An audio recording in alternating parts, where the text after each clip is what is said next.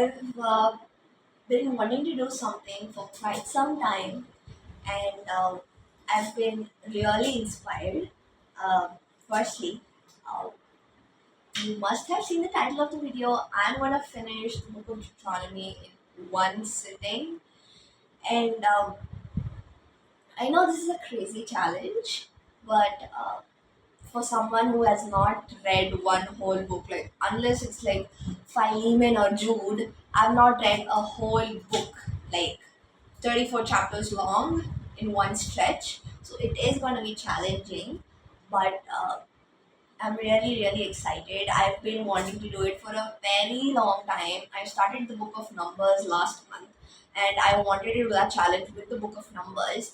But unfortunately, because there's too much going on, I just had to do it a couple of chapters a day. So I was not able to do it at one stretch.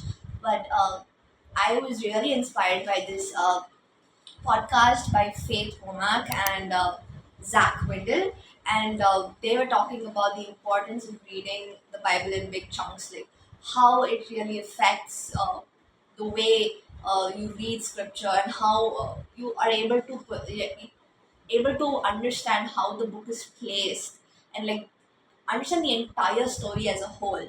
And I think Deuteronomy is the perfect book for the challenge because right in Deuteronomy 1, I'll just read it out to you. So, Deuteronomy 1, it says that these are the words that Moses spoke to all Israel across the Jordan in the wilderness in the Arabah opposite Suha between Paran and Tophel. Now, this that phrase, these are the words that Moses spoke to all Israel across the Jordan in the wilderness.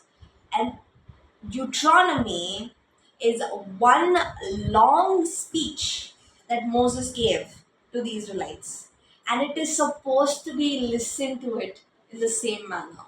And I think I would benefit if I listened to it because Moses probably was speaking to the Israelites for 3.5 hours, probably maybe 3 hours, 3.5 hours straight, and telling them all the laws of God. And this is like the picture I have of Moses. I imagine him sitting on this huge rock and all the Israelites surrounding him, seated or standing, and Moses is there just sitting there imparting wisdom and saying, I am gonna die. These are the last few hours I have with you. You are just gonna cross the Jordan River across, and there's Canaan. You're just gonna enter into the promised land God's given you. And this is all the law. This is all the law that God's given me. All the stories of what your forefathers did, and I want to tell it to you before you enter. And it's like this final speech of Moses, and that's what is documented in Deuteronomy.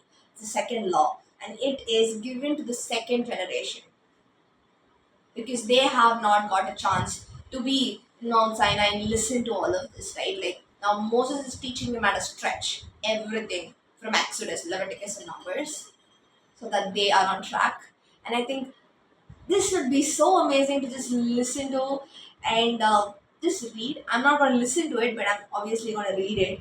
There's another reason uh, that I think scripture should be read in a huge chunk, and because this is something the Jewish people did, and this was something commanded by Moses himself. Uh, so it is there in Deuteronomy 31 where it says that then Moses commanded them, saying, at the end of every 7 years, at the time of the year of release of debts, at the feast of booths, when all Israel comes to appear before the Lord your God at the place which he will choose, you shall read this law before all Israel, so that they hear it. Assemble the people, the men, the women, the children, and the stranger who is in your town, so that they may hear and learn and fear the Lord your God, and be careful to obey all the words of this law. And this was something commanded. This is the entire law. You have the entire Torah, But this is the entire second law, Deuteronomy, and Moses is like, I've written it and I'm giving it out to you. There are many reasons why we should be reading it like this, because all the epistles of Paul, every letter was probably, it was written in one go. It was sent through Timothy or Tychicus, and it was read in the churches, in the congregations, aloud, the entire letter. So if there was first letter of Corinthians, they were not like, we'll read two chapters today. They were like, they were read the whole letter that whole day.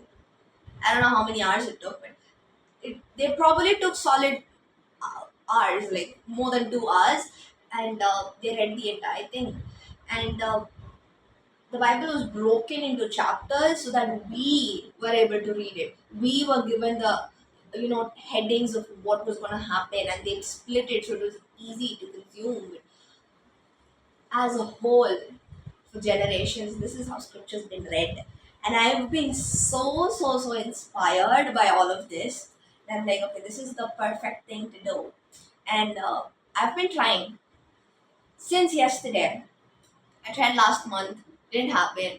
And I've been really wanting to do it, and I was not able to do it yesterday.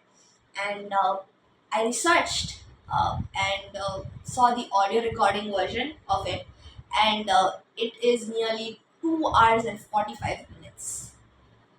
And the book of Deuteronomy requires 2 hours and 45 minutes to read, and I do have time, but I have a meeting at 7:30. And the thing is, it's 5 now, so I'll take 5 to 6, 6 to 7. I need another 45 minutes. I really want to finish it like 2 hours 30 minutes. Let's see, but I'm excited. I really want to do this challenge. I do not want to put it aside because this is something I've been really wanting to do. And I have to read this in my Bible reading plan. So I've been actually reading like Job, because I'm not reading Deuteronomy. I just finished Numbers. I'm like, okay, I have to do the challenge. I'm gonna wait until I do Deuteronomy. So let's read what Job. So I'm in the middle of Job right now. But yeah, this challenge, I'm gonna get back on track. Like, I'm gonna see what's gonna happen. Like, I'm excited. I've been wanting to read Deuteronomy for a very long time, and you've probably seen the excitement and all the reasons why I gave you. So let's just start.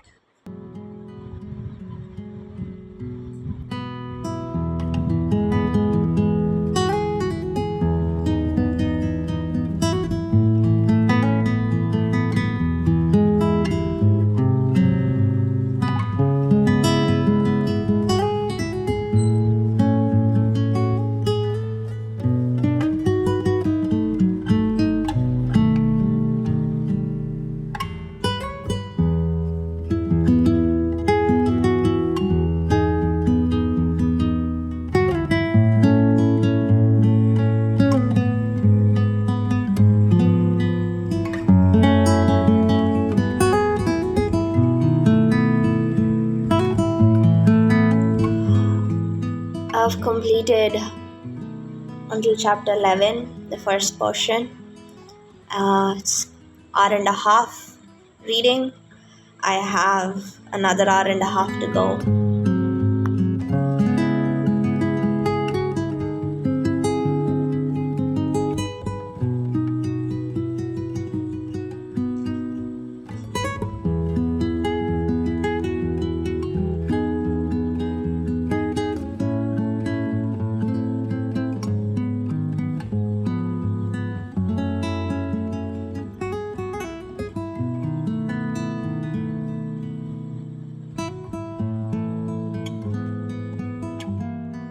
It is 7 right now. It's like 7, 9, and it's dark, like you can see. I've come to 2 hours, and I am just starting chapter 18. I just finished chapter 17, and so far it's been really good.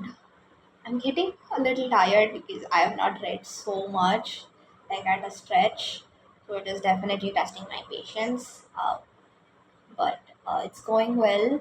Uh, so far, all the things that the Lord has repeated have been so uh, clear. Like the Lord does not want these things to be done. So, like the first thing that He repeats over and over and over is that when you enter into the land of Canaan, you're supposed to remove and destroy all the people, remove all the idols from every tree, every mountain, every hill, destroy them, destroy every memorial, and you are supposed to wipe them out, because that was the judgment of the Lord, and that judgment is supposed to fall on them.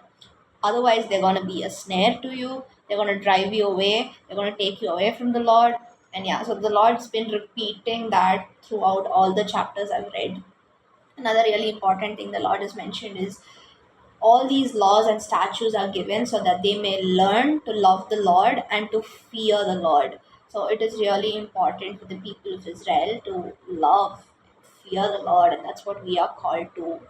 And Moses also repeatedly been saying, please, Israel, hear, listen, listen to the voice of the Lord, obey his commandments, his statutes, his judgments, and keep him, and keep all his ways, and love him and serve him with all your heart, with all your soul, with all your might. And the Lord will bless you. And I think twice or thrice I've heard while reading that it will do you good. God's giving all these commandments for your good, and yeah, I got emotional. I started crying like when I was reading. I think chapters 4 or 5. It was really emotional just to see how the Lord had brought them out with a great and mighty and outstretched arm. And and Moses is like, please, you know better. You've seen better. The Lord's done such a great and mighty thing among you, and that was very beautiful, because personally as well, right? You remember how you were living in sin, and God brought you out from the darkness into his marvelous light, and you're supposed to praise him. Something else the Lord has said that when you go into the land, you're not supposed to forget it, because once you start eating and drinking and living in houses, in good houses, and having everything, you will be satisfied. You will increase in flock, in wealth, in people, and you'll be like, it is because of my great power, it is because of my strength I have and inherited this land, and you become boastful. So it's saying, do not forget.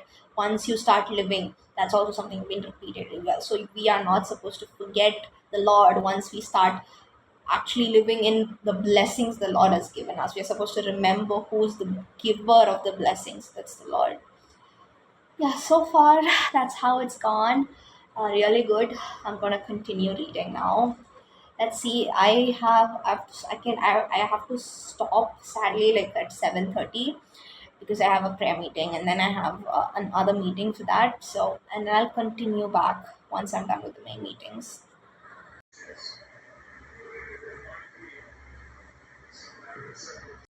Hello everyone, I am in chapter 24, and it's it's 9:55 10 right now, and like I finished my meeting at 8:45, and I started reading from chapter 19 onwards, and just finished 23. I took a break in between, but um, that was something else that I had to do.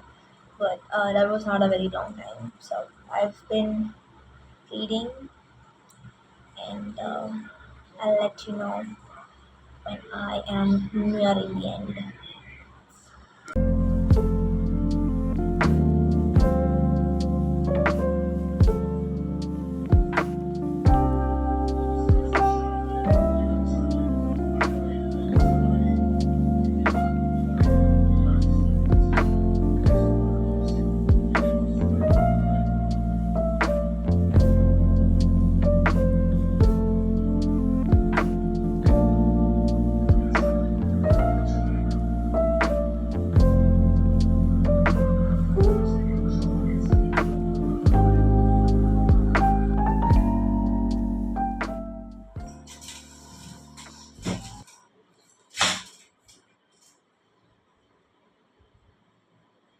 am in 29th chapter of Deuteronomy, very close to the end. Like I have 29, 30, 31, 32, 33, 34. Like I have 6 chapters left. Then I'll tell you like the experience like so far. You can really feel it. Like as you read more and more, as the number of laws increases, like there was a lot of laws, and from chapters 26 onwards, we had all the blessings and the curses. Like I was really focused on that, but like before that, my concentration level was like, oh, how long? And it, I definitely saw myself being tested and like not making it through. But I finally came to chapter 29, uh, just to go like in further. I really need to like record this because I'm not able to move on because of the number of things that have been repeated here. Like in the in the book of Deuteronomy, something else that I saw being repeated was that all these laws were given for one main reason. That is for them to live long in the land that the Lord is giving them, so that they might increase, that they might be blessed, and that they may be fruitful in the land. The fact that the previous Canaanites, Hittites, and Jebusites were all being destroyed in the land of Canaan was because of their sin and their defilement of the land.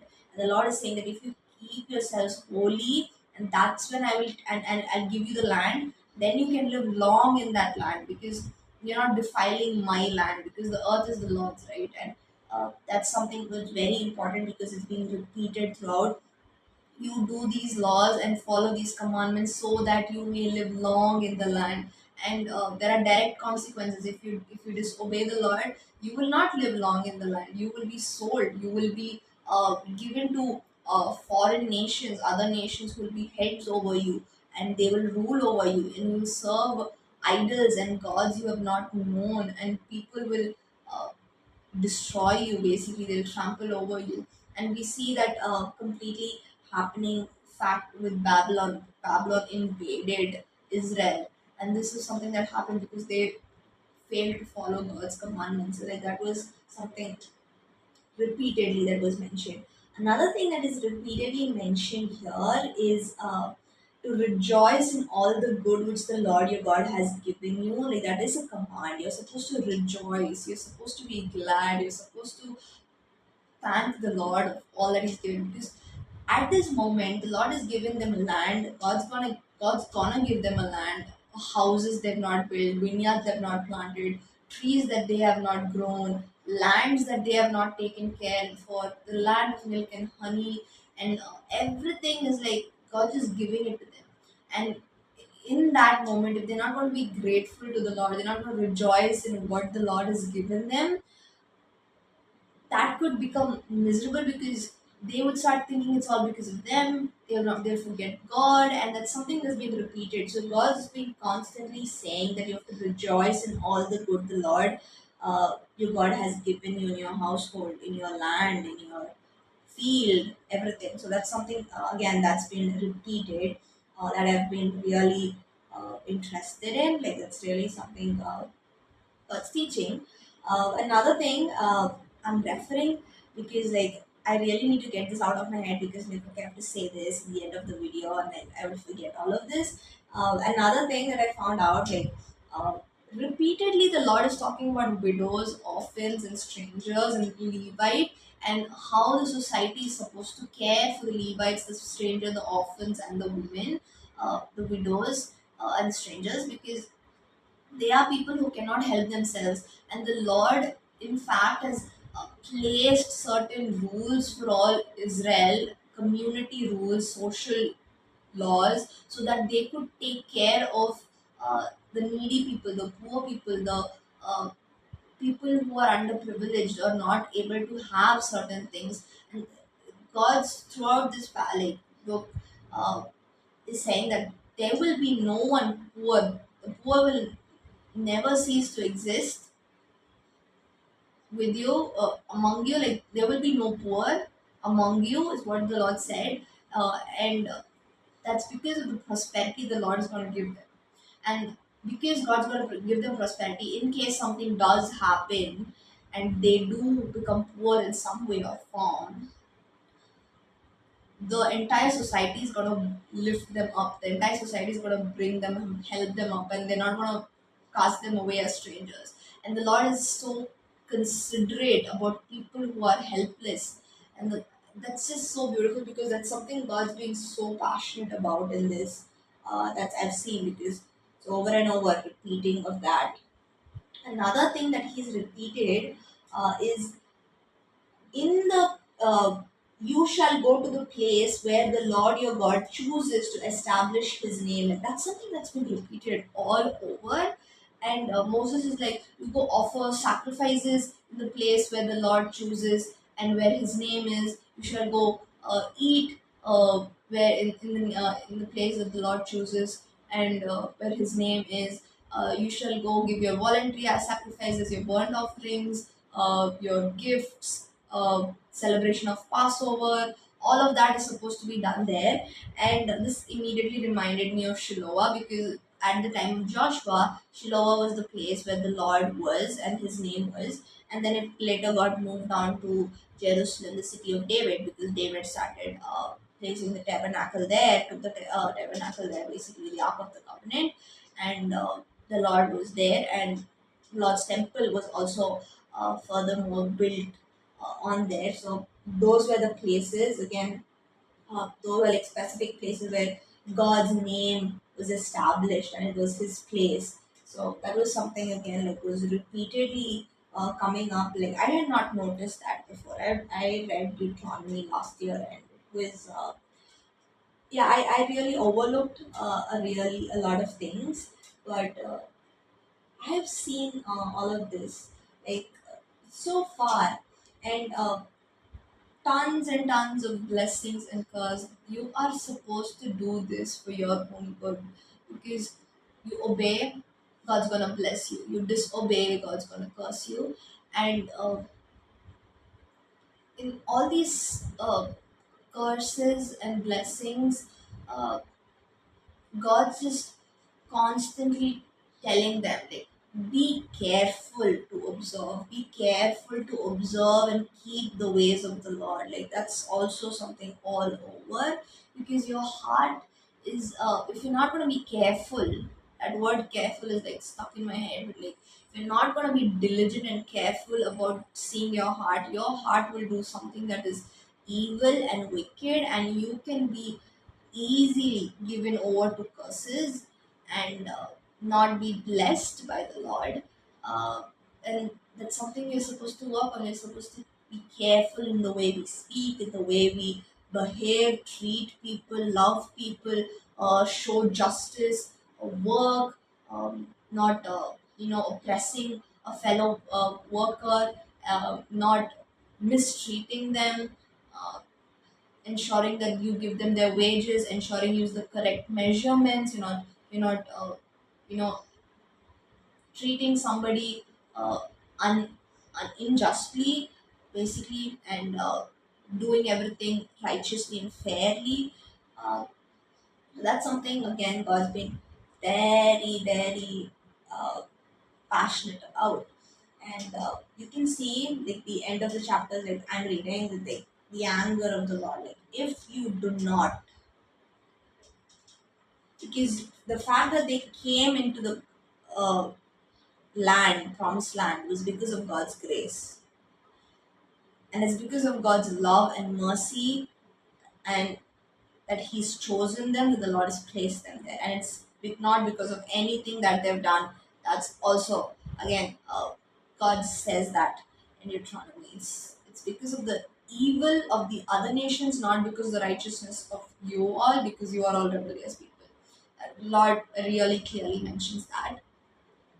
But uh, people should have that heart posture when they even go into the land, because they know that they don't deserve it, but because of God's love and grace that they are able to dwell in this land, they are supposed to be faithful to the Lord. So that's so far my reading and how I've got the highlights. Like I feel the highlights in between make the video more interesting, but this is something that I've so far traced. Like it's really interesting. I have like last 6 chapters to go. Let's just continue reading.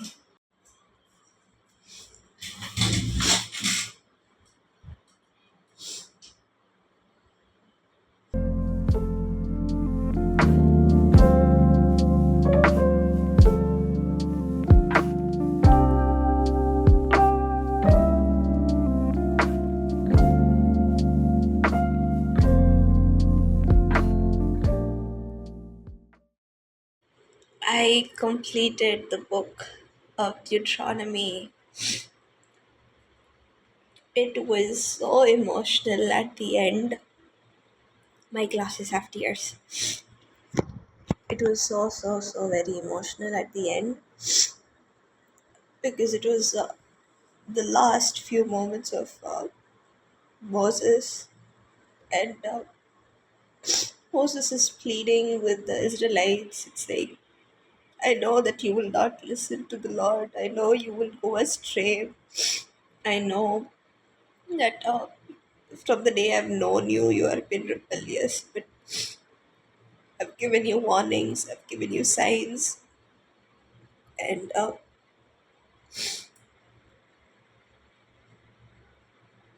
please just listen to the Lord. And yes, Moses was angry with the people. Moses was tired. But when he died, his eyes were not dim, nor his vigor left him. He was strong. He loved he loved Israel.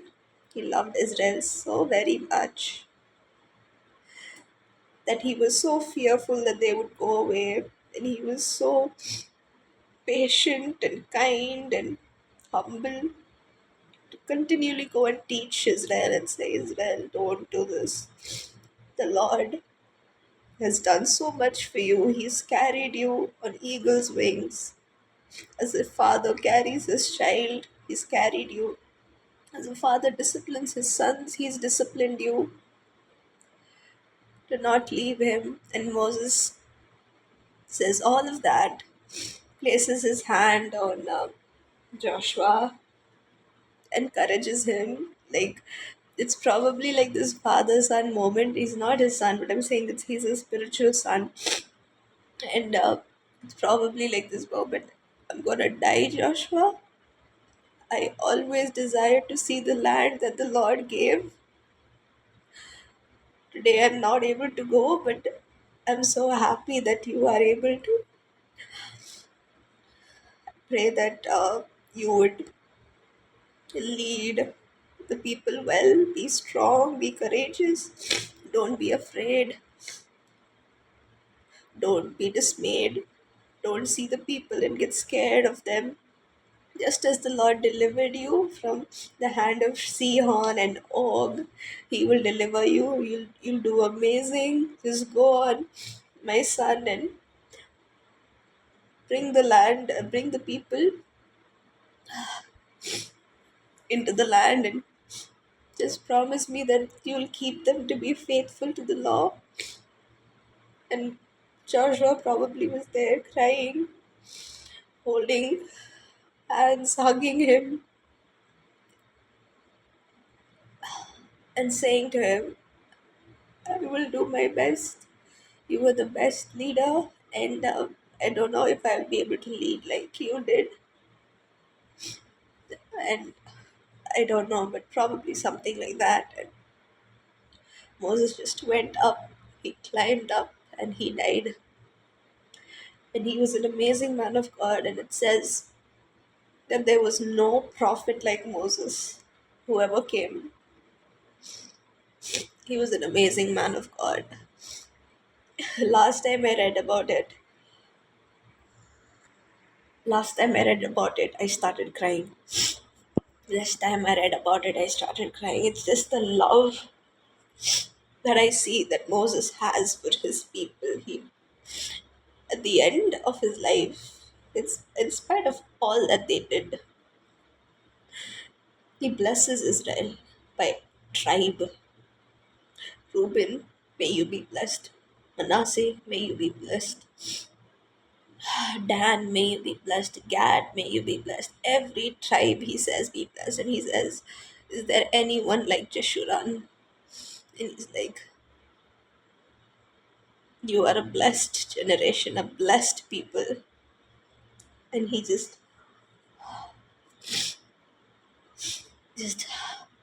says all of that and leaves. And he sees the land, though. The Lord was so gracious that he showed him. I know that Moses is in a better place now in the ultimate promised land, but wow, just respect for Moses, just so much respect. Like, he's that amazing of a man of God, and it's sad when you don't have such men of God that you can see and be like, wow. And definitely, Israel had a great loss of when Moses went, but the Lord continued, and God raised up an amazing godly man, Joshua, and he was the star of his day. So, yeah, that's so far. And I'm done reading.